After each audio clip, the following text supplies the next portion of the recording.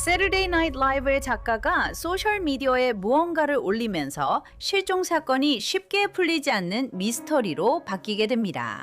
그는 실종된 여동생이 죽었고 살인 수사가 진행 중이라고 주장합니다. 하지만 경찰은 사실이 아니라고 말합니다. 우리는 LA에서 실종된 여성 사건의 진실을 파헤치고 있습니다.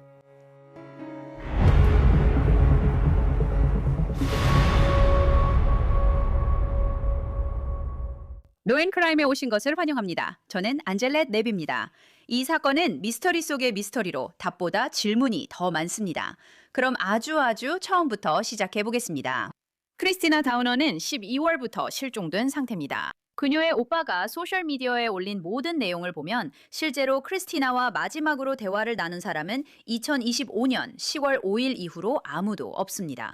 지난 12월 LAPD는 38세 여성인 크리스티나 다우너를 찾기 위해 도움을 요청하는 실종 전단지를 배포했습니다.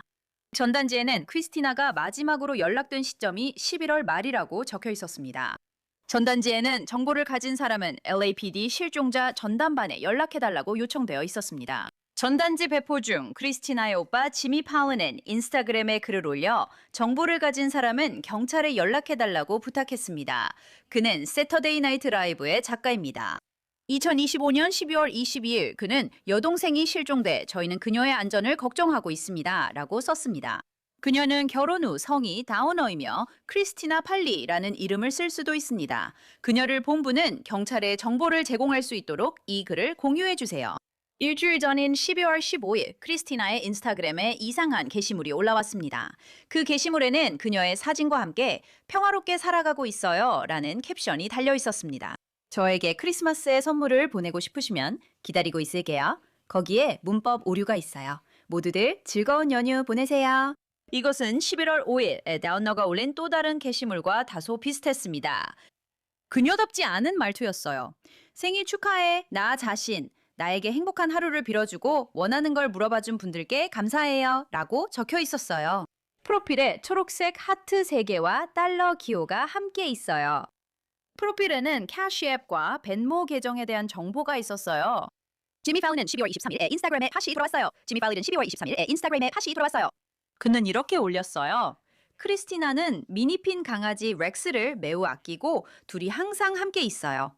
마지막으로 코리아타운에서 목격했어요. 저는 11월 26일에 크리스티나에게서 소식을 들었어요. 그녀는 12월 15일까지 소셜미디어에서 활동했어요.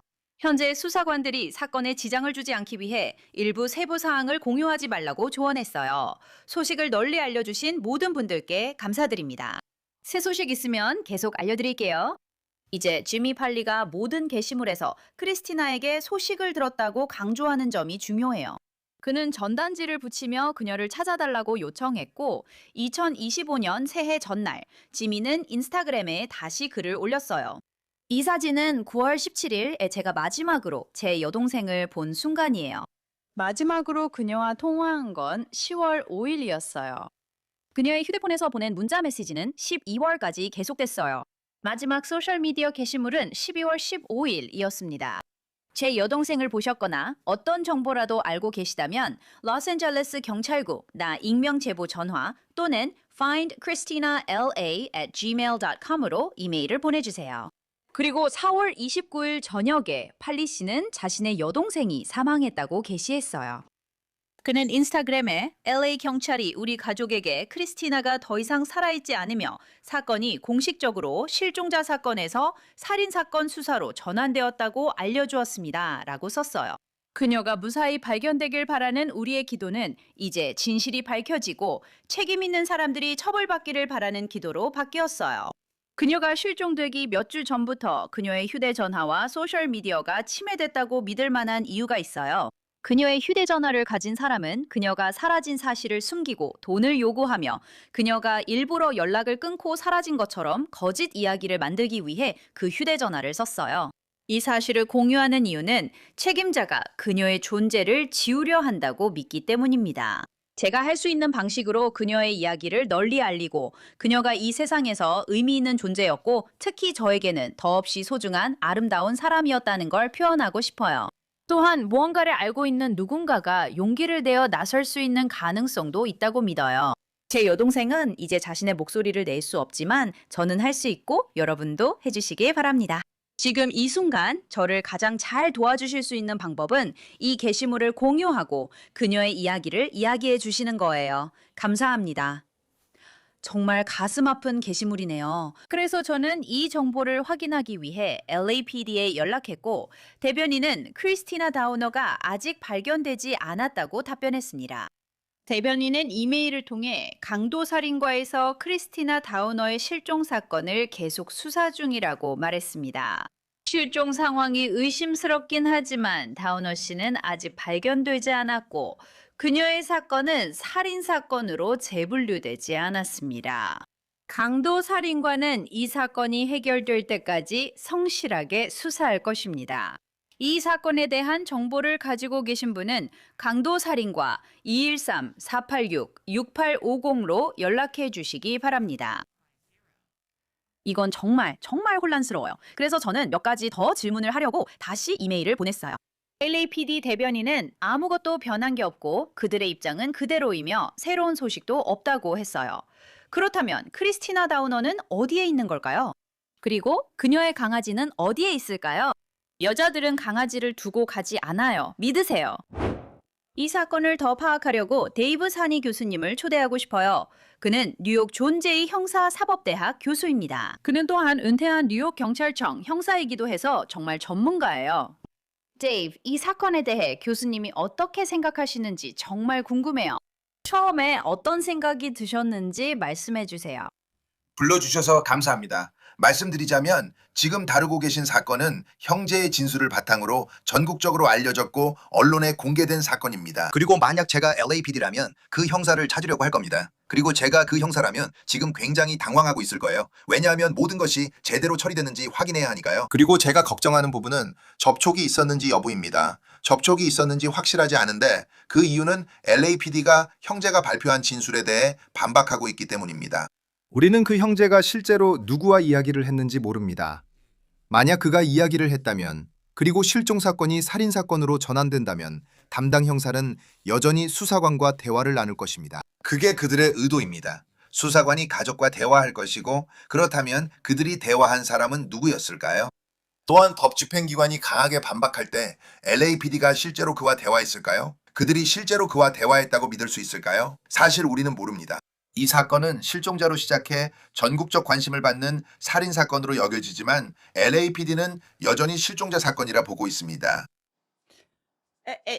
그리고 저는 그냥 이걸 믿을 수가 없어요. 저한테는 정말 믿기지 않아요. 왜냐면 지미, 어젯밤에 제가 이걸 읽고 있었거든요. 지미 팔리 씨가 인스타그램에 이런 성명을 올렸어요.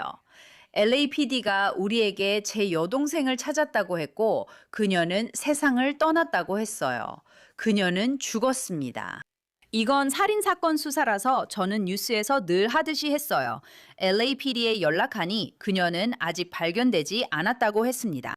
이건 살인사건 수사가 아니에요. 의심스러운 상황일 뿐이에요. 그리고 강도살인 전담반이 이 사건을 맡고 있어요. 그 팀은 LAPD에서 정예팀이에요.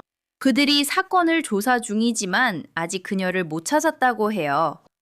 그리고 이건 여전히 살인사건 수사가 아니에요. 실종자 사건이에요. 그럼 어디서 문제가 생긴 걸까요? 저는 심지어 추가 이메일까지 보내서 이 부분을 설명해 줄 수 있냐고 물어봤어요. 그런데 그들은 우리의 입장은 변함없다고 했어요. 아무런 변화가 없다는 거죠. 저는 혼란스러워서 데이브 스타니에게 전화하면 무슨 복잡한 수가 돌아가는지 알 수 있을 거라 생각했어요. 그게 바로 우리가 보고 있는 거예요. 저는 27년 동안 이 일을 해왔지만 우리는 이런 정보를 공개한 적이 한 번도 없었습니다. 만약 우리가 가족과 연락을 하고 있다면 우리는 가족과만 연락을 했습니다. 그가 누구와 이야기했는지 모르겠습니다. 결국 같은 이야기입니다. 이게 그냥 갑자기 나타나서 그의 여동생 실종 사건에 관심을 끄기 위한 건가요? 그럴 수도 있는 게 사람들이 이 사건에 대해 LAPD가 이렇게 강하게 반발하는 걸 보기 때문일지도 모릅니다. 하지만 이 사건의 형사로서 아마 윗선에서 전화가 많이 왔을 겁니다. 무슨 일이냐, 뭐가 있냐, 상황이 바뀌었냐고 물었겠죠. 그리고 이건 실종자 사건입니다. 저는 항상 실종 사건에 대해 말해왔죠. 실종되는 것 자체는 범죄가 아니라고요. 실종이라는 개념이나 범주를 만드는 건 바로 그 상황들입니다. 오빠 말로는 이런 행동이 그녀에겐 매우 드문 일이라고 합니다. 이전에도 이런 적 없었고 정신건강 문제 이력도 없었다고 합니다. 이것은 평범한 일이 아니므로 우리는 이 실종자를 특별한 실종 사건으로 다룰 것입니다. 단순히 집을 떠난 사람이 아닙니다. 그런 경우는 아닌 것 같아요. 그리고 이 상황에서 정말 이상한 점은 그가 말하길 마지막으로 누군가 그녀와 전화 통화를 한 것이 10월 5일이었다는 거예요. 10월 5일이요. 그게 타임라인입니다. 그리고 그는 기본적으로 작년에 누군가가 그녀의 휴대폰을 가지고 있었고 그 휴대폰을 마음대로 사용하면서 돈을 보내달라고 요청하고 있었다고 말하고 있어요. 그리고 그녀의 인스타그램에 들어가 보면 거기에도 페이팔과 벤모 계좌로 돈을 보내달라는 글이 올라와 있는 걸 볼 수 있어요. 12월에 올라온 사진들에는 그녀가 평소와는 다르게 돈을 보내달라고 말하거나 좋은 메시지 고마워요. 돈을 보내주세요. 라고 말하는 글들이 있어요. 여기 뭔가 이상한 일이 벌어지고 있어요. 그리고 그녀가 그냥 사라진 것 같지는 않아요. 그러니까 어쩌면 그녀가 제 발로 떠났을 수도 있지만 그럴 가능성은 별로 없어 보여요. 그래요. 할 얘기가 많아요. 그리고 우리는 실종자 사건에 대해 이야기하고 있어요. 그리고 아시다시피 수사관으로서 가장 먼저 해야 할 일은 실종 신고를 한 사람과 대화할 때 그 실종자에 대한 배경 정보를 얻는 거예요. 어떤 정보를 알고 있나요? 그 사람의 소셜미디어나 전화번호가 있나요? 평소 어떤 습관이 있었나요? 그래서 그런 정보를 바탕으로 그녀가 실종된 것이 평소와 다른 점이 무엇인지 찾아볼 수 있습니다. 그녀는 마지막으로 LA의 코리아타운에서 목격된 것으로 보입니다. 그럼 실제로 실종 신고가 접수된 날짜가 언제였나요? 저희가 아는 건 그녀가 10월 이후 가족과 연락이 없었다는 점입니다. 그래서 해야 할 일은 그녀가 마지막으로 목격된 장소가 어디였는지 확인하는 겁니다. 그 위치에 가서 평소에 자주 보던 사람이나 평소와는 다르게 보였던 사람을 찾아내려고 하죠. 즉, 그녀는 그 지역에 자주 갔다는 말입니다. 그녀의 오빠에게 가서 이야기하고 가능한 모든 정보를 얻어야 합니다. 소셜미디어 관련해서 오빠가 가지고 있는 것들, 전화번호, 인스타그램 접근 권한, 그녀가 사용하는 다른 소셜미디어가 있다면 그것까지요.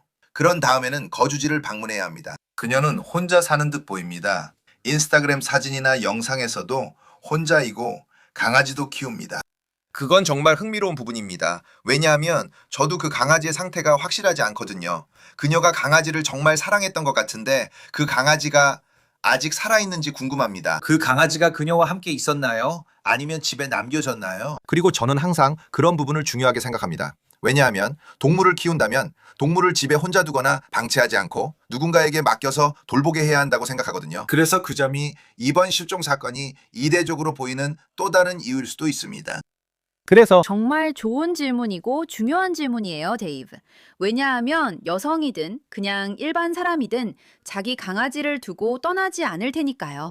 그리고 특히 여성들은 자기 강아지를 정말 사랑한다고 느껴져요. 인스타그램에 그녀가 강아지와 함께 찍은 사진도 있고 강아지를 꼭 안고 있는 모습도 있어요. 그녀가 이 강아지를 정말 사랑한다는 게 느껴져요. 그래서 강아지가 그녀와 함께 있었던 건지 아니면 아파트에 있었던 건지 궁금해요. 세상에, 한번 생각해 보세요. 사람들이 그녀의 강아지나 아니면 그녀가 안전하다고 생각한다면 그리고 사람들은 그녀와 전화로 연락하고 있다고 생각하고 10월이 훨씬 지난 후에야 실종 신고가 돼요. 왜냐하면 전화로 그녀와 혹은 그녀라고 생각하는 사람과 계속 연락이 있었으니까요. 그리고 12월에 이 실종자 전단지가 배포되면서 LAPD가 이 실종자를 찾고 있다고 알리게 돼요. 그러니까 그 불쌍한 강아지가 아직 그녀의 아파트에 있었다면 이미 죽었을 수도 있어요. 누군가에게 맡겨지지 않았다면요. 하지만 가족들은 그녀가 그냥 사라진 게 아니라고 생각하는 것 같아요. 그녀가 그냥 떠난 게 아니라고요. 가족들은 그녀에게 정신건강 문제의 이력이 없었다고 말하고 있어요. 그렇죠. 그래서 그녀의 은행 기록을 확인해야 해요. 휴대전화 관련 기록을 제출받고 통화 상세 기록도 받아야 해요. 왜냐하면 이 휴대폰이 아직 활성화되어 있다면 첫 번째로 누가 요금을 내고 있는지 확인해야 하죠. 두 번째로 그 휴대폰에서 어떤 전화가 걸려지고 있는지도 알아봐야 해요. 그녀가 가지고 있는 모든 은행 기록이나 재정 명세서를 확보하려고 하는 거예요. 그래서 그녀의 집, 거주지에 가는 게 중요한 이유가 바로 그걸 확보해야 하기 때문이죠. 그리고 그녀가 혼자 산다면 안부 확인을 하지만 집에서 물건을 수거하려면 영장이 필요해요. 그래서 그들은 그녀의 모든 은행 기록을 확보하려 할 거예요. 다음에는 은행 기록과 신용카드 내역을 소환장으로 확인할 거예요. 그리고 우리는 그녀의 휴대전화 사용 사실을 알고 있습니다. 그녀가 체크카드나 신용카드를 썼는지 확인해야 해요. 그럴 때는 오빠를 인터뷰해서 그녀가 재정적인 것들을 어떻게 처리하는지 알아봐야 해요. 필요하다면 은행에 가서 그녀가 은행과 어떻게 거래하는지도 확인해야 하죠. 우리는 그녀가 실종됐으니 이런 일들을 해야 해요. 단지 그녀의 습관과 어디를 가는지 일기를 쓰는지만 알고 싶어요. 그녀가 약속이나 스케줄러를 기록하나요? 실종된 날에 그녀는 무슨 일을 하기로 되어 있었나요? 그리고 그런 것들이 중요한 역할을 하죠. 그리고 다시 개 이야기로 돌아가요. 만약 그녀가 개를 키우고 있고 애완동물이 있다면 저도 애완동물이 있는데 그들은 집안 곳곳에 있죠. 저라면 하루 동안도 혼자 두지 않을 거예요. 그녀가 자리를 비운 그 긴 기간은 더 말할 것도 없죠. 그녀가 그 장소를 떠날 때 동물, 그러니까 개가 함께 있었나요? 그건 꼭 확인해야 해요. 왜냐하면 다시 말하지만 당신이 다루는 건 비정상적인 상황이기에 그녀의 오빠는 그녀가 그런 일을 했다는 걸 믿지 않습니다. 그녀의 실종엔 분명 이유가 있습니다. 아직 그 이유는 알지 못하지만 우리는 그녀가 이렇게 오랫동안 실종될 수밖에 없었던 이유를 찾고 싶습니다. 왜냐하면 돈 없이 살 수는 없으니까요. 그래서 인스타그램 계정이 등장하고 사람들이 그에 대해 묻기 시작할 때 또 다른 조사 대상이 되는 것이 바로 벤모 계정이나 캐시앱 계정 같은 것들입니다. 이런 계정들에 대해 소환장을 받아내야 할 필요가 있습니다.